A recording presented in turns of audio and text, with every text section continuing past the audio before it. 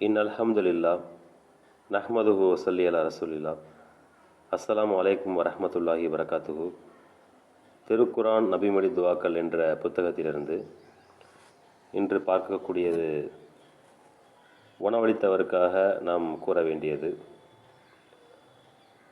அல்லாஹும்ம பாரிக் லஹும் ஃபீமா ரஸக்தஹும் வஃபிர் லஹும் வர்ஹம்ஹும்.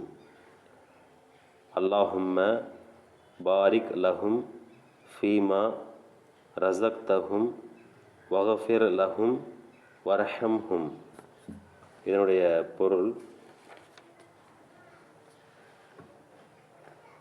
இறைவா, நீ இவர்களுக்கு வழங்கிய உணவில் அருள்வளம் பரக்கத் புரிவாயாக, இவர்களை மன்னித்து இவர்களுக்கு கருணை புரிவாயாக.